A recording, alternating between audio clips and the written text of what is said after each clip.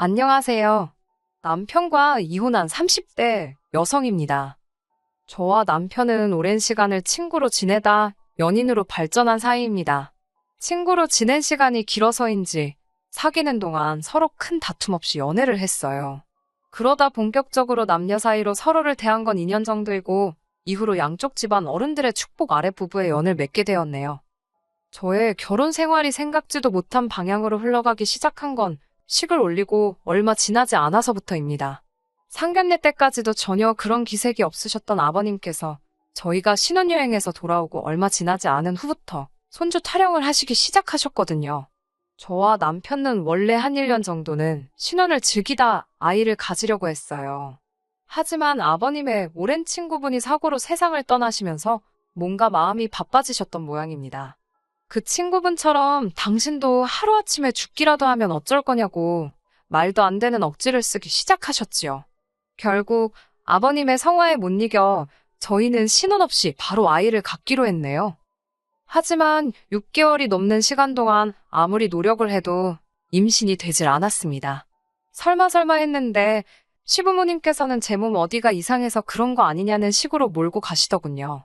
시부모님의 말도 안 되는 말씀과 억울한 마음에 결국 저는 저대로 남편은 남편대로 병원에서 검사를 받게 되었습니다. 결과는 충격적이었습니다. 병원에서 말하기를 저는 선천적으로 자궁이 약하고 남편 역시 정자형성에 문제가 있다고 하더라고요. 저도 저지만 남편은 크게 충격을 받은 눈치였지요. 특히 시부모님께선 말도 안 되는 일이라며 병원이 돌팔이인 게 분명하다고 저더러 다시 검사를 받아보라 하셨습니다. 무조건 원인을 저에게서 찾으려는 시부모님과 그때 큰 소리를 내며 싸웠습니다. 시집온 지 1년도 안 된 며느리가 시부모님한테 대들었다고 그걸로 또 얼마나 욕을 먹었는지 몰라요. 남편은 이러지도 저러지도 못했고 아무튼 그 이후로 시부모님께선 제가 하는 모든 일들을 마음에 들어하지 않으셨지요. 그러다 올해 초부터 본격적으로 시댁과 갈등이 시작되었습니다. 저는 원래 중소기업을 다니고 있었는데 회사 사정으로 인해 지난 2월부터 재택근무를 하게 되었습니다. 반면에 남편은 연애 때부터 지금까지 3교대로 일하는 공장 생산직으로 일하고 있어요. 그런데 시부모님 눈에는 저는 마치 집에서 탱자탱자 노는 며느리이고 남편은 뼈 빠지게 일하는 불쌍한 아들처럼 보였던 모양입니다. 저더러 걸핏하면 사람이 그렇게 책상 앞에서 할딱거리고만 있는다고 돈이 벌리는 게 아니라고 몸으로 뛰어야 된다고 그러시며 요새 젊은 사람들은 일을 한 개만 하는 게 아니고 2개, 3개씩도 한다더라. 툭하면 그런 이야기를 하시더라고요. 평소에는 그런 말씀을 하셔도 한 귀로 듣고 한 귀로 흘렸지만 저도 사람인지라 컨디션이 안 좋은 날에는 그렇게 짜증도 나고 그러더라고요. 결국 한 번은 듣다 못한 제가 그래서 저더러 투잡디라고 하시는 이야기세요? 낮엔 집에서 일하고 밤엔 어디 배달이라도 갈까요? 그랬더니 할 수만 있으면 하면 좋지 못할 건 또 뭐냐고 그러시더군요. 제가 곱게 커서 몰라서 그렇지 그렇게 사는 사람이 얼마나 많은지 아냐면서요. 남편이 저렇게 밤에 잠도 못 자고 고생을 하는데 너가 좀 도와주면 얼마나 좋겠냐는 소리야 당연히 하셨고요. 듣고 있는데 정말이지 속에서 열불이 올라와서 그러면 어머님도 나가서 일하시라 했습니다. 어머님 연세에도 어떻게든 자식들한테 손 안 벌리려고 뭐라도 하려는 어르신들 많다고요. 당연히 이 이야기는 남편 귀에 들어갔고 그때 처음으로 남편과 큰 소리를 내면서 싸우게 되었어요. 남편은 부모 입장에서 자식이 고생하니 속이 상했을 것이고 그러니 못할 이야기가 뭐 있었겠냐며 저더러 죄송하다 사과하고 넘어가라 했습니다. 저는 못한다고 그랬어요. 솔직히 어머님 아버님 아무리 은퇴하셨다지만 노후 준비도 안 되어 계시면서 일도 안 하시고 툭하면 우리한테 10만 원만 20만 원만 하시는 것도 부담스럽다고요. 게다가 당신 누나는 일하냐 물었습니다. 신혼의 집은 아예 외벌이에요. 식품회사 영업직원으로 뛰는 신우 남편이 한 달에 200 좀 넘게 벌어온다는데 신우는 그것만 보고 살거든요. 솔직히 신우네가 외벌이건 말건 제가 상관할 바는 아니지요. 그렇지만 어머님이 툭하면 저더러 나가서 돈 더 벌어라 어쩌라 하시니 자연스레 신우네랑 저랑 비교를 안 할 수가 없더라고요. 당신 딸한테는 절대로 그런 말씀 안 하시면서 이런 마음들이 저도 모르게 쌓여서 어머님께 그런 소리가 나갔던 것 같네요. 이후로 시어머니와 저희 관계는 전보다 더 대면대면해졌습니다. 그래도 나름대로 며느리 도리를 한답시고 연락드리고 생활비 보태드리고 솔직한 말로 책 잡히지 않을 정도는 했다고 생각해요. 물론 어머님 아버님께는 한없이 부족하게 느껴졌겠지만요. 그러던 와중에 신우로부터 소식이 들려왔습니다. 신우가 임신을 했다고 그러더군요. 신우와의 사이는 좋지도 나쁘지도 않았고 평소에 따로 연락을 주고받는 사이도 아니었어요. 그래도 전화를 걸어 축하한다 인사를 전했고 맛있는 거라도 사 먹으라고 통장으로 30만 원 보내주었습니다. 다른 올케들은 어떻게 하는지 모르겠지만 제 딴에는 그래도 굳이 임신한 신우 만나서 인사치레하는 것보단 낫겠다 싶어서 그렇게 한 거예요. 이후로 몇 달의 시간이 흘러 어머님의 생신이기도 해서 온 가족이 모이게 되었습니다. 신우가 출산을 앞두고 있었기 때문에 대화의 주제는 자연스럽게 산후조리로 이어졌어요. 어차피 출근하는 사람도 아니니 별 걱정은 없겠다 싶어서 가만히 듣고만 있었습니다. 신우는 도우미를 쓰네 어쩌네 그러고 있는데 슬쩍 신우 남편 표정을 보니까 좋지가 않더라고요. 형편이 뻔한데 도우미를 쓴다고 해서 저러나 싶었지만 제가 나설 자리도 아니고 그냥 적당히 어머님과 신우가 하는 말에 기계적으로 호응만 하고 있지요. 그때 신우가 저를 보더니 올케가 도와주면 되겠다고 그러더군요. 아무 생각 없이 이야기를 흘려듣던 저는 신우의 그 말에 깜짝 놀라 지금 무슨 이야기를 하는 거냐 되물었습니다.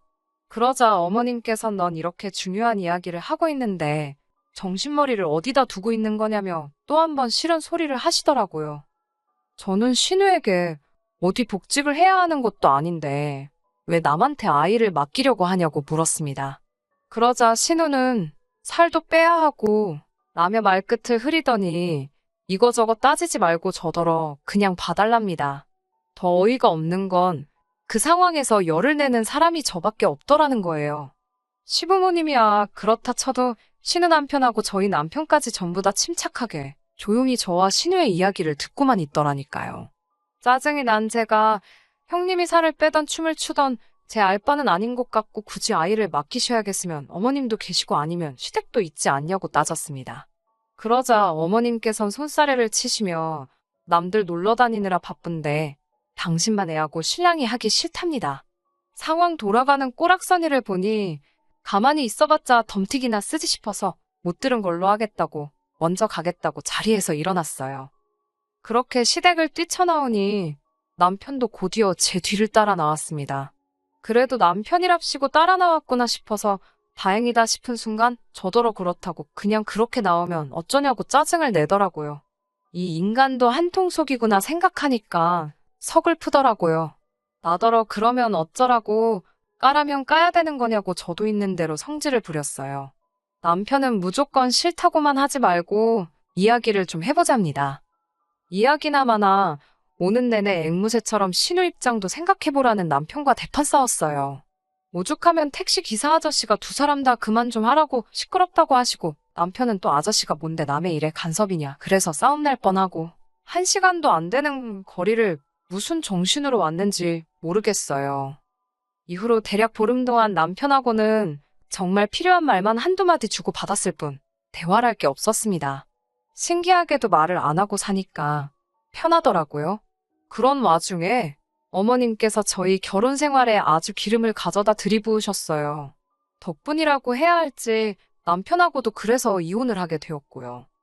신우의 출산 예정일을 일주일쯤 앞두고 어머님의 호출로 다시 시댁에 가게 되었습니다. 지난번 일도 있고 해서 내키지는 않았지만 시부모님 말만 따라 그 집안의 하나뿐인 며느리였던지라 안 간다 소리를 할 수가 없었어요. 도착하자 신우가 언제부터 그랬다고 반가운 척을 하며 아는 체를 해왔습니다. 그렇게 온 식구가 무슨 작전이라도 짰는지 평소와는 달리 저에게 어찌나 사근사근하고 다정하던지 소름이 다 끼치더라고요. 그리고 아니나 다를까 음흉한 속내를 오래 숨기고 있지는 못하더라고요. 온 가족이 모이자 신우는 다시 산후조리에 대한 이야기를 꺼냈고 가족들은 다 같이 짝이라도 한 듯 신우가 저에게 조를 수 있도록 소위 판을 깔아주는 분위기였지요. 신우는 다시 저에게 자기가 출산하고 나면 산후조리를 도맡아 달라 했고 저는 도저히 이해가 안 돼서 혹시 돈 때문에 이러냐 물었습니다. 산후조리원 갈 돈이 없어서 이러는 거냐고요. 그러자 신우가 그런 것도 없잖아 있다며. 아무리 그래도 그렇지. 애도 안 낳아본 나한테 뭘 믿고 산후조리를 부탁하냐고. 그리고 신우도 시댁에 있고 여기 시어머니, 그러니까 신우한테는 친정어머니시지요. 어머님도 계신데 왜 하필 나냐고 따져 물었습니다. 그러자 시어머니는 왜 가만히 있는 당신을 끌고 들어가냐며 손사래를 치셨어요. 신우는 자기가 개인적인 사정을 저한테 다 보고할 필요는 없는 것 같다면서 그래도 무조건 제가 봐줬으면 좋겠답니다. 어머님께선 그런저더러 지 신우가 저렇게 안달복달 부탁을 하는데 치사하다며 그냥 좀 봐주면 어디가 덧나냐며 좀 봐주랍니다. 너는 일 안 하고 집에서 놀고 먹어도 그 잘난 회사에서 월급 주지 않냐면서요. 아무리 사회생활을 안 해보셨어도 그렇지. 집에서 놀고 먹는데 돈 주는 회사가 세상 천지에 어디 있답니까? 어머님께서 늘 제가 하는 일을 깔보고 무시하시는 건 알았지만 온 가족들 앞에서 말씀하시는 태도를 보고 있자니 정말 어이가 없더군요. 그래서 제가 신우한테 세상에 공짜가 어디 있냐고 돈을 달라고 했습니다. 돈이 없어서 저한테 부탁하는 건데 돈을 달라는 게 말이 되냐고 남편이 달린 입이라고 옆에서 한마디 보태더라고요. 그래서 돈이 없으면 산후조리를 못하는 거지 남한테 엉겨붙는 게 아니라고 쏴붙여버렸습니다. 그러자 신우가 한다는 말이 나라에서 나오는 양육수당인가 뭐 그런 게 있는데 그거 전부 다 저에게 주겠답니다. 제가 알기로 그게 20만 원인가 그랬거든요. 어이가 없어서 이어지는 신우의 말은 더 가관이었습니다. 그걸로 애기 분유값 하고 그러면 좀 남지 않겠냐고 그래요. 저더러 커피값이라도 하라나요. 신우의 말 같지도 않은 소리에 더 듣고 있을 필요도 없겠다 싶었습니다. 어찌됐건 출산 앞둔 사람 앞에서 싫은 소리 하는 것도 할 짓이 못 된다 싶었고요. 저는 그 자리에 있는 사람들에게 다들 속으로 저를 어떻게 생각하고 있는지는 모르겠지만 참 서운하고 섭섭하다 했습니다. 이 집안에서 어떻게 보면 신우랑 관계가 제일 멀고 어려운 사람이 저 아니냐. 그런데 저를 얼마나 만만하게 보셨으면 이런 말도 안 되는 부탁을 온 가족이 나서서 하는 건지 이해가 안 된다. 전 죽어도 못 해준다. 안 한다고요. 그리고는 정말 뒤도 안 돌아보고 집을 나왔습니다. 지난번과 달리 남편은 따라 나오지도 않더라고요. 돌이켜 생각해보면 그토록 결혼 생활에 회의감을 느꼈던 적이 없었던 것 같아요. 제 편이라곤 하나도 없구나 싶었으니까요. 남편은 이튿날이 돼서야 집에 들어왔습니다. 어디서 외박을 했냐, 누구랑 있었냐 그런 것도 묻기도 싫더라고요. 남편을 본체만 체하고 있는데 남편이 이야기를 좀 하잡니다. 솔직히 전 이때까지도 희망을 놓지 못하고 있었어요. 이제라도 미안하다 사과라도 하려고 그러나 싶기도 했고.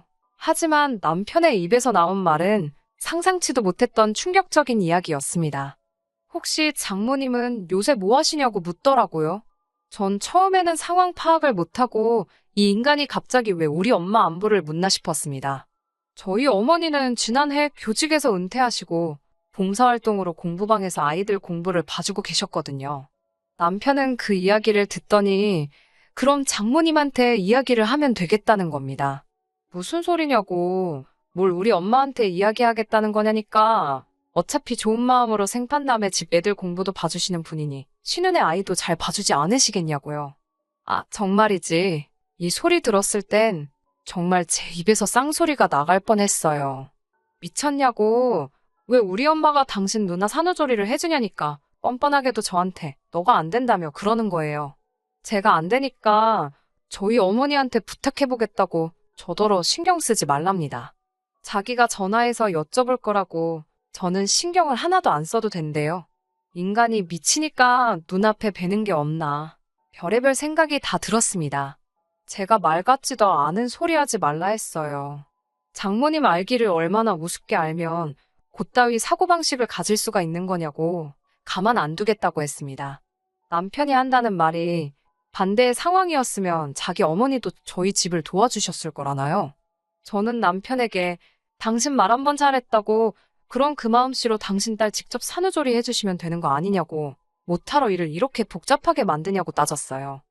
남편과 끝이 안 보이는 말싸움에 저는 조금씩 지칠 대로 지쳐가고 있었고 남편뿐만 아니라 시댁 식구들 누구도 이성적으로 말이 통하지 않는다는 걸 느꼈기에 전 남편에게 그만하라 했습니다. 그렇게 신우산후조리가 걱정이면 당신이 회사 때려치고 가서 해주라고 그러면 되겠다니까. 누나 산후조리를 어떻게 남동생이 하냐고 저더러 억지 쓰지 말랍니다. 저는 못한다, 안 한다 산후조리를 해줄 바엔 차라리 당신과 갈라서는 게 낫겠다고 소리쳤고 남편은 무슨 건수라도 잡았다는 듯이 너 지금 큰 실수한 거랍니다. 가족끼리 좀 돕고 살자는 건데 그래야 가족끼리 정도 쌓이고 그러는데 넌 시집 올 때부터 그런 식이었다면서 이래서 가족들이 다 네 눈치를 보는 거 아니냐입니다. 황당하고 어이가 없었지요. 무리하고 말도 안 되는 요구에 옳은 소리하고 제 의견을 내비치는 게 시댁 식구를 불편하게 하는 일이라곤 생각도 안 했고 설령 그렇다고 하더라도 그게 제 잘못은 아니잖아요. 끝까지 자기네 식구들 이상한 건 인정 안 하고 저만 이상한 사람으로 몰아가는데 이 꼴이 난 제가 알겠다고 내가 이상한 여잔가 보다고 그러니까 갈라서자 했습니다. 이후로 저희 이야기를 전해 들으신 어머님께서 이때다 싶으셨는지 남편과 합세하여 마치 저를 유책 사유자처럼 몰아가더군요. 아이도 못 갖는 주제에 건강 상태를 속이고 시집을 왔다는 둥 일도 안 하면서 살림도 똑바로 못한다. 이런 모함을 하셨습니다. 하지만 통할 리가 없었지요. 남편 정자에 문제가 있다는 의사의 소견서부터 제가 회사에 재직하고 있다는 서류까지 어머님의 억지를 반박할 증거가 저에겐 다 있었으니까요. 결국 저는 남편과 이혼을 했고 결혼 생활을 함께 한 기간에 비해 많이는 아니지만 위자료도 받아낼 수 있었습니다. 어머님에게 처음으로 감사한 순간이었어요. 어머님만 아니었으면 합의 이혼으로 깔끔하게 갈라서려던 생각이었는데 생각지도 못한 위자료까지 받아낼 수 있었으니까요. 이 진흙탕 싸움이 진행되는 동안 신우는 아이를 낳았는데 솔직히 아이가 무슨 죄인가 싶습니다만 아이가 심장이 안 좋게 태어났다고 하더라고요. 시부모님께서 이것마저 제 탓을 할 때는 정말이지 사람으로도 안 보이대요. 달리 드릴 말씀은 없고 마음 좀 곱게 쓰시라 그랬습니다. 후손들이 벌 받는다고요. 아무튼 저는 이제 자유의 몸이고 너무 편안합니다. 지금은 체력 관리에 힘쓰며 이직을 준비하고 있어요. 당분간은 오롯이 제 인생에만 신경 쓰고 지낼 생각입니다. 끝까지 들어주셔서 감사합니다. 오늘의 사연은 여기까지입니다. 구독과 좋아요, 알람 설정 부탁드리고 더 좋은 사연으로 다시 찾아뵙겠습니다.